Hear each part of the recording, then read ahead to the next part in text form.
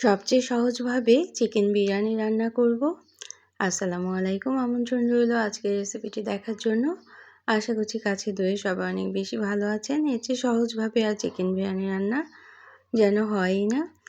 তো সাথে থাকবেন এবং ভালো লাগলে লাইক কমেন্ট শেয়ার করে পাশে থাকতে পারেন এবং চ্যানেলটাকে সাবস্ক্রাইব করে নিতে পারেন। তো প্রথমে মাংস ধুয়ে নিয়েছি, মাংস ধুয়ে রেখে দিয়েছি এবং 1 কেজির মতো মাংস নিয়েছি আর পেঁয়াজ কুচি করে পেঁয়াজটা বেরেস্তা তৈরি করে বেরেস্তা অর্ধেক উঠিয়ে রেখেছি এবং এই পেঁয়াজের মধ্যে চিকেনটা দিয়ে কিছুটা সময় নেড়ে ভেজে নিতে হবে। এখানে 1 কেজি পরিমাণ চিকেন নিয়েছি এবং এর সাথে আমি 2 কাপ পরিমাণ বা 500 গ্রাম পরিমাণ চাল নিয়ে নেব, চিনি গুঁড়ো পোলাওয়ের চাল। আর চিকেনটা রান্না করার জন্য এখানে 1 কাপ পরিমাণ টক দই দিয়ে দিলাম এবং 1 কাপ দুধ দিয়ে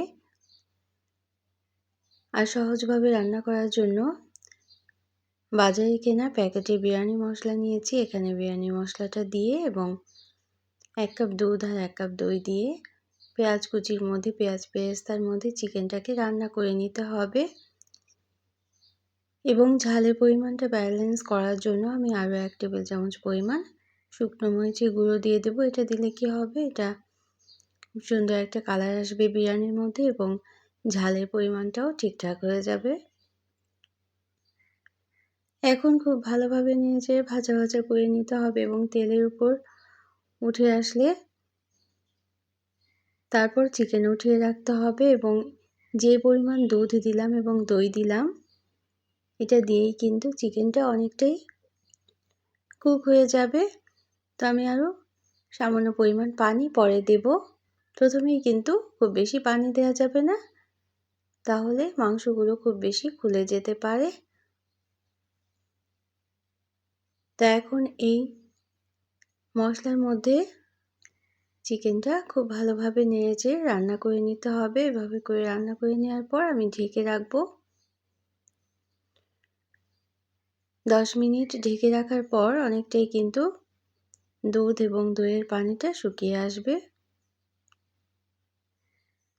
এখানে আমি আধা কাপ পরিমাণ পানি দিয়ে আরও কিছুক্ষণ ঢেকে রেখেছিলাম। তাতে চিকেনটা 90% মতোই কুক হয়ে গিয়েছে। যখন তেলের উপর উঠে আসবে ঠিক তখনই কিন্তু চিকেনগুলো উঠিয়ে রাখতে হবে। তো যাদের সময় হাতে কম থাকে অনেক সময়, তখন কিন্তু ঠিক এভাবে করে চিকেন বিরিয়ানি রান্নাটা আমরা করে নিতেই পারি।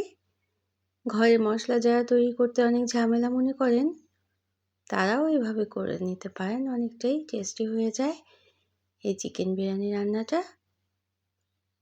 তেলের উপর উঠে আসলে তারপরে কিন্তু মাংসগুলো উঠিয়ে নিতে হবে।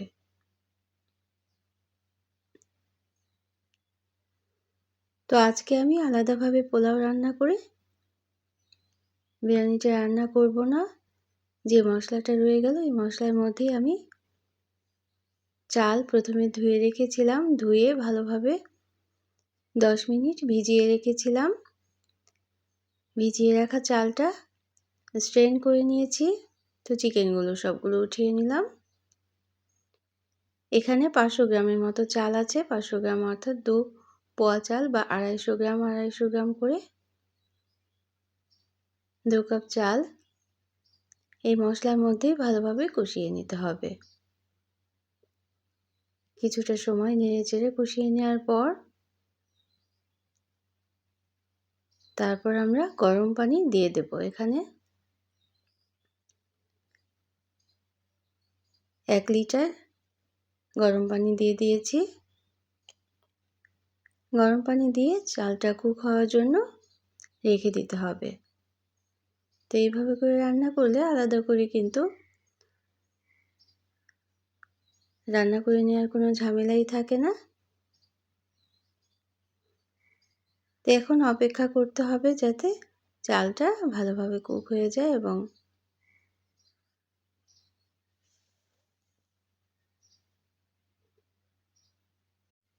পানিটা ফুটে উঠলে 1 চা চামচ পরিমাণ লবণ দিয়ে দিলাম।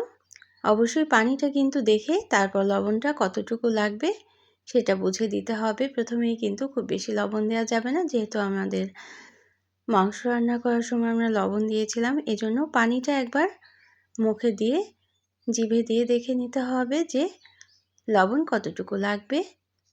এখানে আমি 1 চা চামচ পরিমাণ লবণ দিয়ে পানিটা ফুটে ওঠার পর পানিটা যখন কমে আসবে তখন কাঁচামরিচ ফালিও দিয়ে দিতে হবে।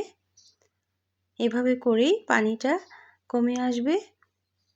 পানিটা কমে আসলে আমরা উপরে চিকেন ছড়িয়ে দিয়ে দমে বসিয়ে দেব। তো এখন অপেক্ষা করতে হবে। তো পানিটা অনেকটাই শুকিয়ে গিয়েছে, হালকা ভিজা ভিজা আছে। ঠিক এরকম অবস্থায় আমাদের চালটা দেখে নিতে হবে। চালটাও কিন্তু এখানে 90% মতো কুক হয়ে গিয়েছে। তবে খুব বেশি নাড়া যাবে না, তাহলে কিন্তু চালগুলো ভেঙে যেতে পারে। এখানে একটু উপরে নিচে করে দিয়ে তারপর আমরা উপরে চিকেনগুলো রান্না করে রাখা চিকেনটা ছড়িয়ে দিতে হবে এবং দমে বসিয়ে রাখতে হবে আরও 20 মিনিট। অবশ্যই কিন্তু যে পাত্রে আমরা রান্না করেছি সেই পাত্রের নিচে একটা মোটা তাওয়া দিয়ে তারপরে দমে বসিয়ে দিতে হবে।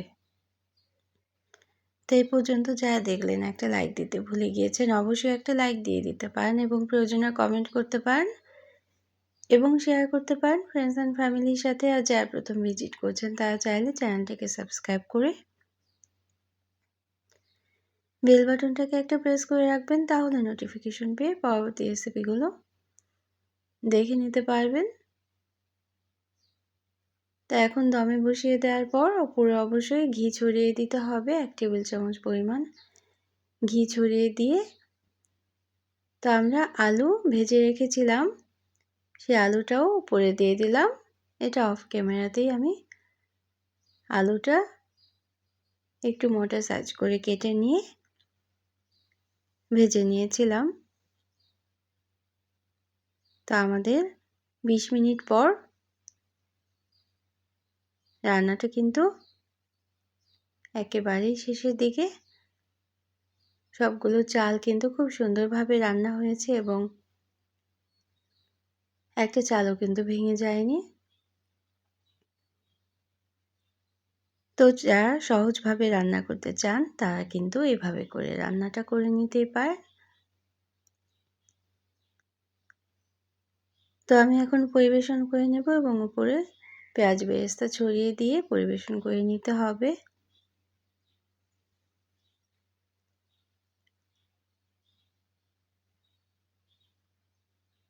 তো যারা এতক্ষণ কষ্ট করে সাথে থাকলেন তাদের জন্য রইল অনেক অনেক ভালোবাসা, অনেক অনেক শুভকামনা। অন্য কোনো দিনে অন্য কোনো রেসিপি নিয়ে আসবো। আর ফেসবুক থেকে দেখলে অবশ্যই কিন্তু পেজটাকে ফলো করে রাখতে পারেন নিত্য নতুন এরকম আরও রেসিপি পাওয়ার জন্য।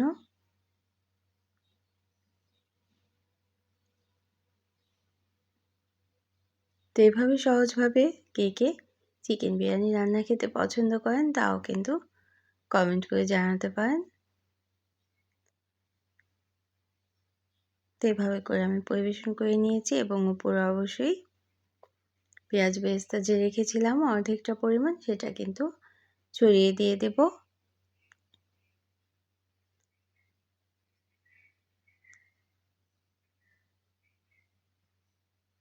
তো সবার জন্য অনেক অনেক ভালোবাসা, অনেক অনেক শুভকামনা। Thanks for watching. Allah Hafiz.